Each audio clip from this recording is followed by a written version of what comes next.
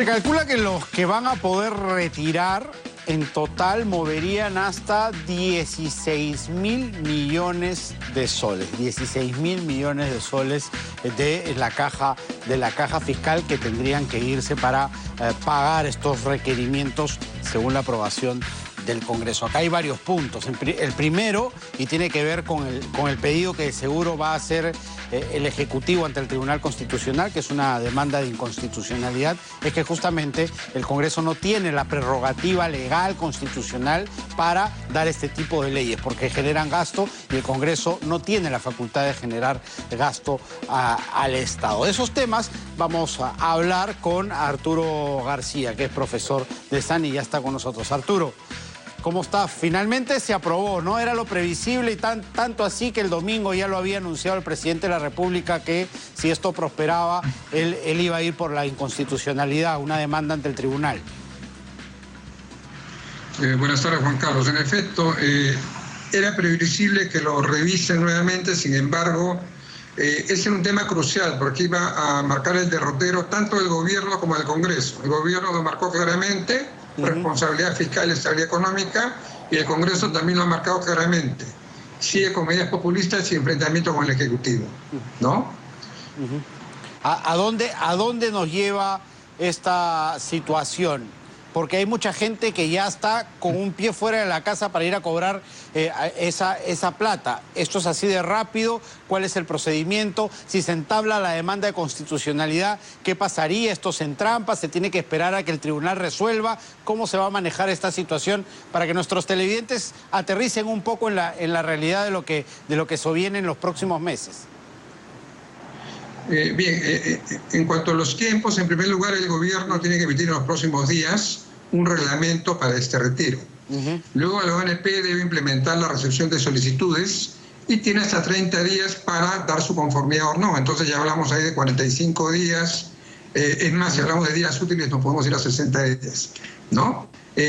Bueno, el tema es que el gobierno ya anunció la demanda anticonstitucional, por inconstitucionalidad, ¿no? Y creo que paralelamente podría, sería bueno que haya la posibilidad de interponer una acción de amparo, ¿no? Para frenar todo ahí, ¿no? Para congelarlo, digamos, hasta que el tribunal resuelva. Así es, y esperemos que esta vez lo haga con prontitud y rapidez, sobre todo que llegue jurisprudencia, ¿no?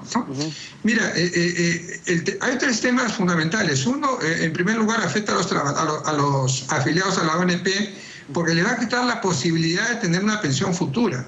Todavía no se ve el tema de la reforma integral de pensiones y ahí el Ejecutivo ya propuso que se trate de abarcar la mayor cantidad de trabajadores. Es más, la semana pasada se aprobó que los trabajadores con 17 años de aportes puedan acceder a una pensión y los 3 años que le faltan aportar se descuenten de su pensión. O sea, toda la facilidad, digamos, para tratar de incorporar a más trabajadores, ¿no? Además, veamos que el 73% de los trabajadores son informales. Entonces, esto quiero solamente a la ONP, a los de la ONP, que son una parte de los trabajadores formales.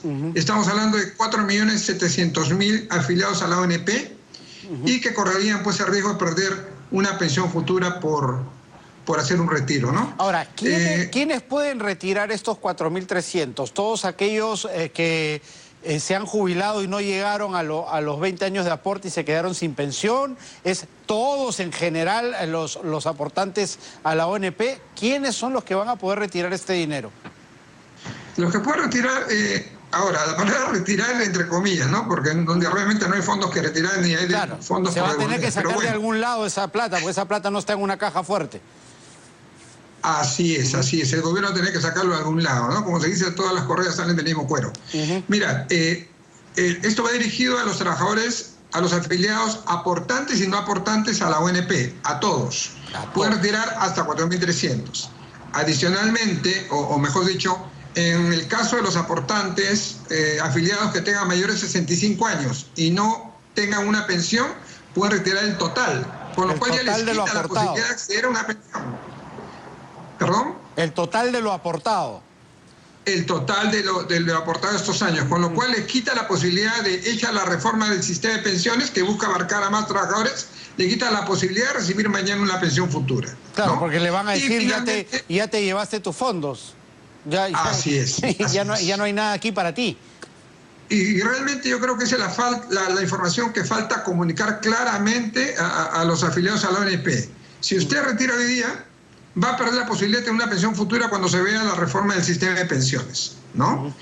Entonces, ese es un tema. Y es como decían los abuelos, además, Arturo, es vender tu progenitura por un plato de lentejas, ¿no? Porque finalmente tendrás plata hoy, pero cuando llegue esa etapa de jubilación no tendrás nada. Y eso se lo van a reclamar. Se está creando un grave problema de aquí a 5, 10, 15, 20 años con gente que no va a tener pensión y que se lo va a reclamar al Estado igual.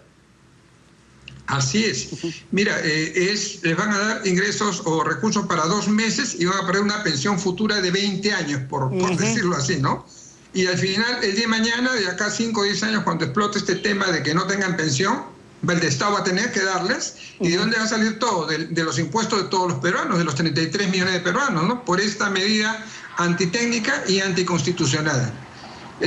Antitécnica porque es un sistema de reparto. El sistema de reparto no establece cuentas individuales, ¿no? Es más, el sistema de reparto dice que todos los aportes del mes son para pagar la pensión del mes y es deficitario. Y se ha criticado mucho el hecho de que se impongan 20 años como etapa mínima de aporte para recibir una pensión, pero eso también tiene una lógica, en cuanto uno lo que aporta al sistema mensualmente de su sueldo es muy poco versus lo que va a recibir.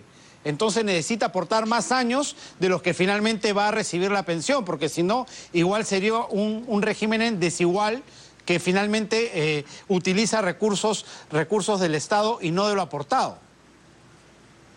Así es, en efecto. El Estado ya, desde ya estos años, mes a mes, el pago de pensiones es deficitario. ¿A qué me refiero? Que lo que recauda por aportes el Estado es menor a lo que tiene que pagar en pensiones. Y el Estado, el Tesoro, debe cubrir esa diferencia. Y actualmente es del orden del 27% de la pensión. Y eso que todavía estamos con la ventaja, entre comillas, del bono demográfico, donde hay, digamos, 3 aportantes por un jubilado, ¿no? Pero en los próximos 10 años, 15 años, ese bono demográfico va a cambiar y van a ser 1.5, 2 o 1.5 aportantes por cada pensionista. Y ahí el tema del Estado, el problema del Estado y lógicamente de todos los peruanos por el tema de recursos que tenga, pues va a ser tremendo, ¿no? Ahora, habría que trabajar ya en un sistema previsional universal, serio, y eso tiene que ir de la mano absolutamente con ir reduciendo los porcentajes de informalidad, ¿no? Porque si no, finalmente no va a haber sistema que lo resista, ¿no? Así es.